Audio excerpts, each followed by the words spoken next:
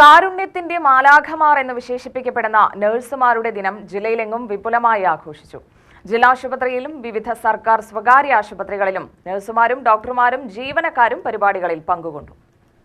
ലോകത്താദ്യമായി nursing school സ്ഥാപിക്കുകയും രോഗികളുടെ പരിചരണത്തിനായി ആധുനിക നഴ്സിംഗ് രീതികൾ കാണിച്ചു തരികയും ചെയ്ത ഫ്ലോറൻസ് നൈറ്റിംഗേളിന്റെ ജന്മദിനത്തിലാണ് അവരുടെ സ്മരണയ്ക്കായി ലോകമെങ്ങും നഴ്സസ് ദിനം ആചരിക്കുന്നത്.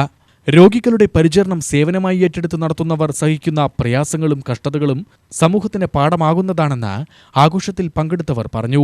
പാലക്കാട് ജില്ലാ ആശുപത്രിയിൽ നടന്ന നഴ്സസ് ദിനാഘോഷം ജില്ലാ പഞ്ചായത്ത് പ്രസിഡന്റ് ടി.എം. ശശി ഉദ്ഘാടനം ചെയ്തു. ആരോഗ്യരംഗത്തെ കാവൽ മാലാഖമാർക്കെതിരെ ഉയർന്നുവരുന്ന ആക്ഷേപങ്ങളും അതിക്രമങ്ങളും അനുവദിക്കാനാവില്ലെന്ന് ജില്ലാ പഞ്ചായത്ത് പ്രസിഡന്റ് ടി.എം. ശശി പറഞ്ഞു. ആരോഗ്യ പ്രവർത്തകരിൽ ജോലിഭാരം അടിച്ചേൽപ്പിക്കുന്നത് ഒഴിവാക്കപ്പെടേണ്ടതാണെന്നും ടി.എം. ശശി പറഞ്ഞു. വലിയ ജോലി സ്വപ്നങ്ങളെല്ലാം കണ്ട് ആശുപത്രികളിലേക്ക് വരുന്നവർക്ക് ആ നല്ല രീതിയിൽ ജോലി എല്ലാം പൂർത്തിയാകുമ്പോഴും കിട്ടുന്ന തുച്ഛമായ ശമ്പളം കൊണ്ട് വളരെ മുന്നോട്ട് പോകാൻ കഴിയാത്ത സാഹചര്യമുണ്ട് എന്ന് നല്ല ബോധ്യമുണ്ട്. ഞാൻ ഈ അടുത്ത കാലത്ത് എനിക്ക് വളരെ പേഴ്സണലായിട്ട് അറിയുന്ന വളരെ പ്രധാനപ്പെട്ട ഹോസ്പിറ്റൽ ഗ്രൂപ്പിന്റെ MD-യോട് ഞാൻ സംസാരിക്കുമ്പോൾ പറഞ്ഞു, നിങ്ങൾ ഈ രാവിലെ 8 മണി മുതൽ വൈകുന്നേരം 5 മണി 5:30 6 മണി വരെയെല്ലാം രോഗികളെ ഏറ്റവും കൂടുതൽ ഡോക്ടർമാർ മോശക്കാരല്ലെങ്കിലും ഡോക്ടർമാർ കാര്യങ്ങളൊക്കെ ചെയ്യുന്നവരാണെങ്കിലും രോഗികളെ ഏറ്റവും കൂടുതൽ ആശ്രയിക്കുന്നത് നഴ്സുമാരെയാണ്. ഏറ്റവും കൂടുതൽ ആശ്രയിക്കുന്നത് ചെറിയൊരു കാര്യം എല്ലാവർക്കും ഡോക്ടർമാരെ വിളിക്കുക, പക്ഷെ നഴ്സുമാരെയാണ് ഓടി ചാടി വിളിക്കുക. അങ്ങനെ വരുന്നവർ, നിങ്ങളുടെ ഹോസ്റ്റലിൽ തന്നെ താമസിക്കുന്നവർ ചില ദിവസങ്ങളിൽ ചില സമയങ്ങളിൽ ഭക്ഷണം കഴിക്കാൻ ജോലി ചെയ്യുന്നുണ്ട് എന്ന് അറിയുന്നതാണ്. അദ്ദേഹത്തിന് അറിയില്ല എന്നുള്ള ഒരു സംഭവമാണ്.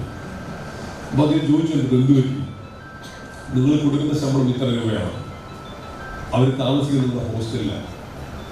നിങ്ങളുടെ ഹോസ്റ്റലിൽ പ്രത്യേകമായ ആ ക്യാൻറ്റീനിൽ നഴ്സുമാർക്ക് പ്രത്യേക മെസ് സംവിധാനമല്ല, പൊതുവായി കൊടുക്കുന്നത് ആ ക്യാൻറ്റീൻ സംവിധാനമാണ്. ആ ക്യാൻറ്റീൻ സംവിധാനത്തിൽ മൂന്ന് നേരം ആ ഒരു നഴ്സ് ഭക്ഷണം കഴിച്ചാൽ, എങ്ങനെ ചുരുക്കി ഭക്ഷണം കഴിച്ചാലും നിങ്ങളുടെ ക്യാൻറ്റീൻ ഒരു സംവിധാനം വെച്ച് 250 രൂപ 300 രൂപ വരെ പോകും.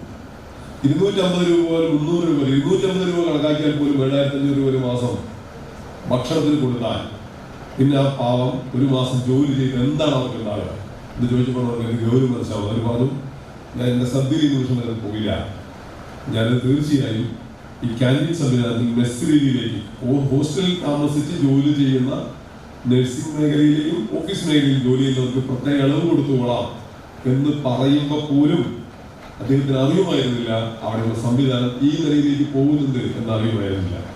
ജീവിത രീതിയിലും ഭക്ഷണരീതിയിലും കാലാവസ്ഥാ വ്യതിയാനവും രോഗവ്യാപനം വർദ്ധിപ്പിച്ചു.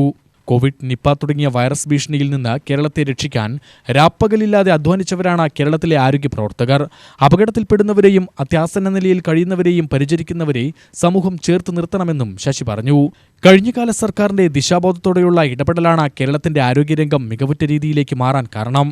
ഡെപ്യൂട്ടി DMO അനിത അധ്യക്ഷത വഹിച്ചു.